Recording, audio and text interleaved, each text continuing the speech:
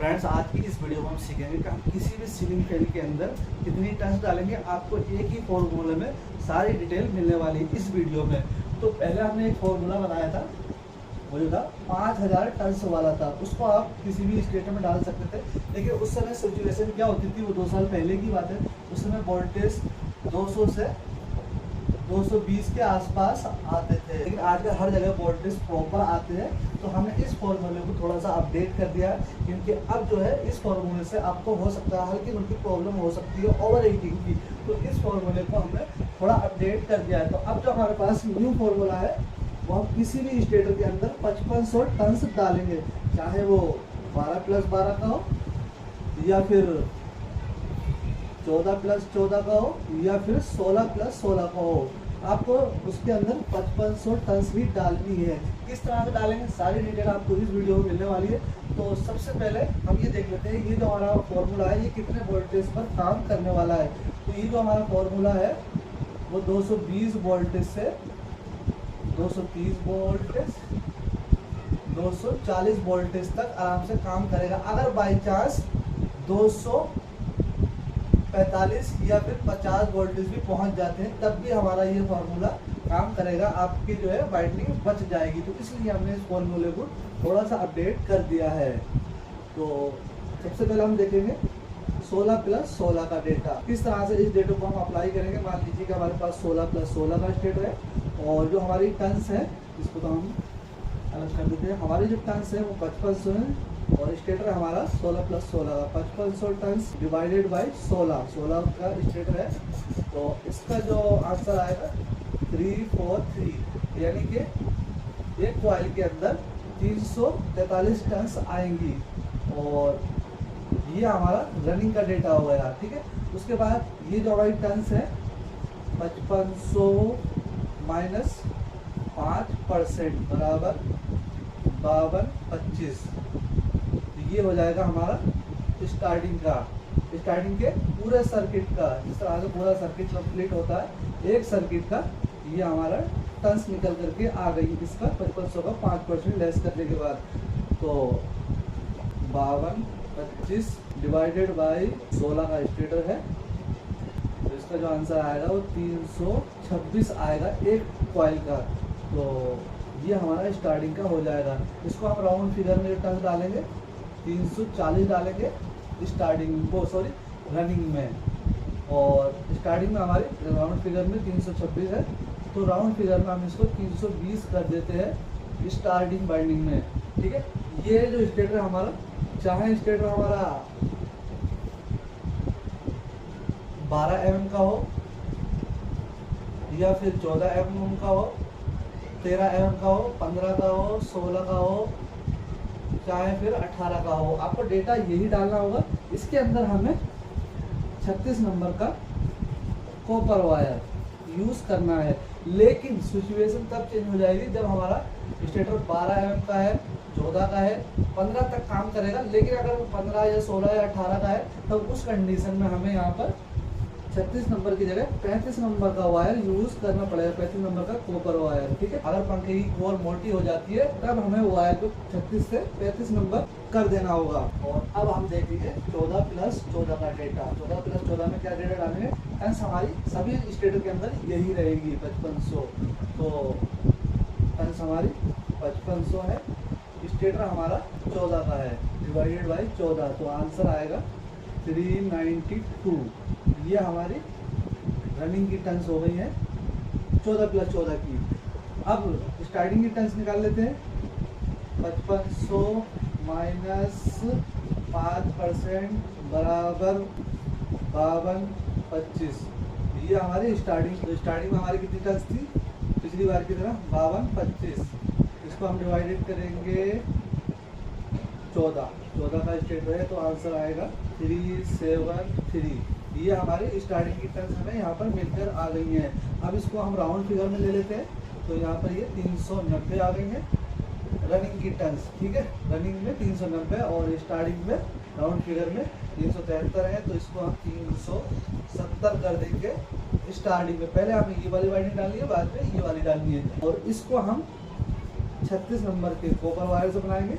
और situation same वही रहेगी। अगर स्टेटर 12, 13, 14, 15 mm तक है तो हमें 36 नंबर का वायर डालना है, और अगर स्टेटर 15, 16, 18 का है तो हमें यहाँ पर फिर 35 नंबर का वायर डालना है। कॉपर वायर का डेटा है ये। और अब हम निकालेंगे 12 + 12 का डेटा।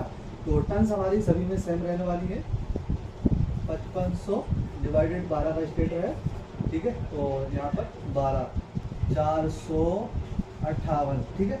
ये हमारी रनिंग का आया है एक सर्किट का। एक सर्किट मतलब जितनी भी टर्न्स है टोटल, उसमें जो है टोटल इतनी टर्न्स पड़ेंगी 5500 एक बाइंडिंग में, और स्टार्टिंग में -5% यानी कि 52, 25, 5500 ऑल स्टेटर, ठीक है। ऑल स्टेटर हो गया जो भी फिलहाल। और इसको हम किस तरह से उसी तरह से कैलकुलेट करेंगे। अब उसका सीन यही है कि इसका 5% माइनस करने के बाद जो हमारा आंसर निकल कर आता है हर बार की तरह, वो 52, 25 डिवाइडेड बाई 52, 25 डिवाइडेड बाई 12 का स्टेटर है। तो इसका जो आंसर निकल कर आया है 435 टन निकल करके आई है स्टार्टिंग की, ठीक है। ये कंपनी का ओरिजिनल डेटा है। सभी जो डेटा मैंने बताया वो लगभग कंपनी का यही डेटा होता है, तभी उसकी गारंटी जो होती है वो इतनी लंबी होती है। तो ये डेटा मैंने बिल्कुल एकदम फिक्स बताया। इसका हम राउंड फिगर में रखेंगे 450 ही करेंगे, 60 नहीं कर रहे, ठीक है। 450 जो हो गया हमारा वो है रनिंग का, और स्टार्टिंग का जो है हमारा वो 430, 20 टन हर बार कम रहेगी स्टार्टिंग की, रनिंग से 20 टन कम रहेंगी। ये हो गया स्टार्टिंग का, ठीक है। और इसके अंदर हमें वायर जो यूज़ करना है 12 + 12 में वो 36 नंबर का ही करना है। सिचुएशन सेम वही रहेगी। 12, 13, 14, 15 तक हमें 36 नंबर का यूज़ करना पड़ेगा, और 15, 16, 18 में 35 नंबर का। अगर 15 का है तो 15 में तो आप 35 भी यूज़ कर सकते हैं और 36 भी कर सकते हैं, कोई इशू नहीं है। लेकिन उसके ऊपर जो है 16, 17, 18 में आपको 35 नंबर का वायर लेना पड़ेगा। आपको ऐसा नहीं करना है कि आप स्टार्टिंग को जो है 36 से बना रहे हैं, रनिंग को 35 से बना रहे हैं, ये स्टार्टिंग को 35 से बना रहे हैं। यहाँ पर सभी को आपको एक ही तार से बनाना है, सारे को हमें 36 से ही बनाना है। लेकिन स्टेटर कभी कभी मोटा हो जाता है तो वहाँ पर हमें वायर को मोटा कर देना है। तो 12 + 12 में जो टर्न्स आई निकल करके हमारी वो 430 और 450, और 14 + 14 में 370 और 390, 16 + 16 में 320 और 340। यहाँ पर 20 टन का डिफरेंस रहेगा, सभी में 20 टन का डिफरेंस रहेगा। और ये हमारा स्टार्टिंग हो गई, ये हमारी रनिंग हो गई। अब इसके अंदर हमें कैपेसिटर कौन से MFD का लगाना है। यहाँ पर हम जो कैपेसिटर यूज़ करते हैं इस समय 3.25 MFD का कैपेसिटर यूज़ करते हैं। इस डेटा के हिसाब से ये वोल्टेज रहेंगे। तो अगर आप चाहें तो 3.25 MFD की जगह 2.5 MFD का कैपेसिटर लगा सकते हैं। अगर 2.5 में स्पीड अच्छी आती है, आनी चाहिए, कोई दिक्कत नहीं है। मैं तो 3.25 का ही लगाता हूँ, जो मैं आपको बता रहा हूँ वो रियल है। लेकिन आपको 2.5 का लगाना है। अगर आपको स्पीड कम लगे तो आप 3.25 का लगा लीजिए। वैसे मैं 3.25 का ही लगाता हूँ। जो हमारा 5000 वाला जो डेटा था उसमें भी मैं 3.25 MFD का ही कैपेसिटर लगाता था आज तक, और आज तक मैंने 3.25 के ही कैपेसिटर लगाए सभी स्टेटर में। चाहे कोई सा भी स्टेटर 12, 14, 16 कोई दिक्कत नहीं है। 14-15 साल से मैं यही जो है कैपेसिटर लगा रहा हूँ 3.25 MFD का FFD। और आप चाहे तो 2.5 का लगा सकते हैं, लेकिन आप चाहे तो 2.5 का लगा सकते हैं, लेकिन 3.25 आप चाहे तो 2.5 MFD का लगा सकते हैं, कोई इशू नहीं। स्पीड आपको अच्छी लगेगी, और अच्छी अगर कम लगे स्पीड अच्छी नहीं, स्पीड आपको अच्छी लगेगी। अगर आपको फिर भी स्पीड थोड़ी कम लगे तो आप जो है 3.25 MFD का कैपेसिटर लगा लेंगे, कोई इशू नहीं आएगा। 3.25 MFD के कैपेसिटर से भी बाइंडिंग हीट नहीं होगी। मैं इसी को यूज़ करता हूँ। 5000 टच थी तब, लेकिन अब हमने डेटा को अप्रूव कर दिया, अपडेट कर दिया, 5500 कर दी है, तो भी हम इसी कैपेसिटर को लगाते हैं। मेरी दुकान में आपको 2.5 MFD का एक भी कैपेसिटर नहीं मिलेगा, और 3.25 का ही लगाता हूँ। और आपको वायर मैंने बता दिया 36 नंबर का ही लगाना है, रनिंग में भी स्टार्टिंग में भी, चाहे स्टेटर कितने भी 12 का हो, 14 का हो, 16 का हो, 15 mm तक 16 में भी लगा सकते हैं, लेकिन लगाना नहीं चाहिए 16 और 17 18 में आपको 35 नंबर वायर को मोटा कर दीजिए। यहाँ पर हमने 36 नंबर क्यों लिया है, देखो मैं आपको बताऊँ 36 नंबर का अगर मान लीजिए 1 किलो वायर इतना लंबा है तो 35 नंबर का 1 किलो वायर की लेंथ इतनी ही रहेगी, एग्जाम्पल के तौर पर।